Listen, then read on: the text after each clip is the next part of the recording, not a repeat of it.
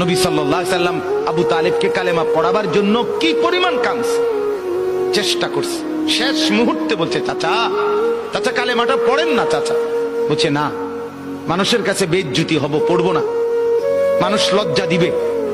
আল্লাহ নবী সাল্লাল্লাহু আলাইহি সাল্লাম বলছে, কানে কানে বলেন, আমি কাউকে শোনাবো না, আমি শুধু হাসরের মাঠে বলবো, মৃত্যু পর্যন্ত চাচা ওয়াদা দিলাম জগৎবাসীকে শোনাবো না আপনি ঈমান আনছিলেন, কানে কানে কন। আবু তালেব বলছে, না, কানে কানেও বলবো। এবার নবী বলে চোখের পানি ফেলতে ফেলতে, চাচা এমনও কইতেন না তো, ঠিক আছে চাচা, আমি কালেমাটা পড়ি, আপনি শুধু ঠোঁটটা নাড়েন, আপনি শুধু ঠোঁটটা নাড়বেন, আমি হাসরের দিন বলবো, মাওলা আমার চাচা কালেমা পড়ছিল এজন্য ঠোঁট নাড়ছে, এর সুযোগ দেন। চাচা বলছে, না না না, আমি ঠোঁটও নাড়বো না। আল্লাহ নবী তখন অঝরে কাঁদতেছিলেন আর চোখের পানি ফেলে বললেন, চাচা আপনি জাহান্নামের আগুনে জ্বলবেন, আমি সইব কেমন?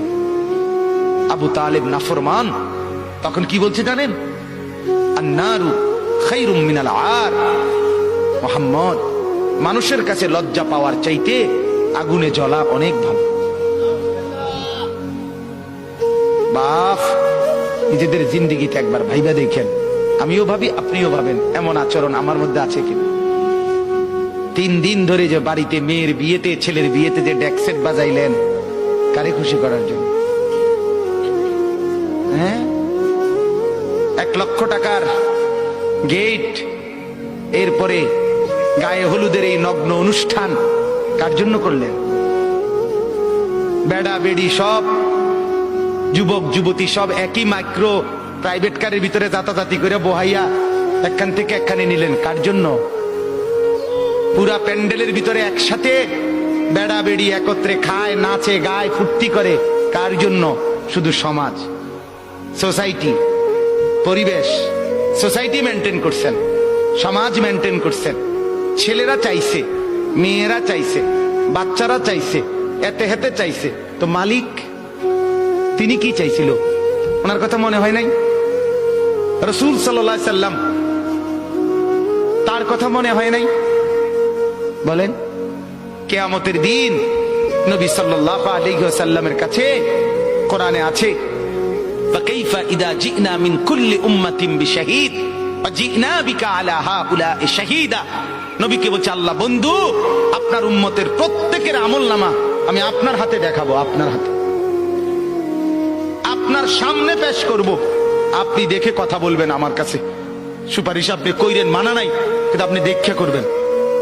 রাসূলুল্লাহ সাল্লাল্লাহু আলাইহি সাল্লাম যদি হাসরের ময়দানে এরকম আমলনামা খুলে উল্টায় আর পৃষ্ঠার পর পৃষ্ঠা দেখে, ফজর নাই, জোহর নাই, আসর নাই, মাগরিব নাই, এশা নাই, শনিবার রবিবার, মদ জুয়া, অবৈধ উপার্জন, গান বাদ্য, নাটক, সিনেমা, জিনা, ব্যভিচার, বেহায়া, বেপর্দা, সব উল্টায়।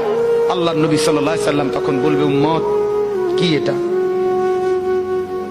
উম্মত, আমার 23 বছরের এত চোখের পানির কথা একবারও মনে হয় নাই? কি আনছো এটা আমারে? উম্মত, তুমি জানো না আমি যে তায়েফের পাথরের আঘাতে পুরা পিঠ চালনির মতো ঝাঁঝরা বানায় ফেলছে আমার? শোনো নাই তুমি? আমারে যে উহুদের ময়দানে দান দান শহীদ করে রক্তাক্ত করছে, তুমি শোনো নাই? আমি যে 14 দিন পেটে ক্ষুধার তাড়নায় পাথর বাঁধছিলাম, উম্মত তোমার মনে নাই?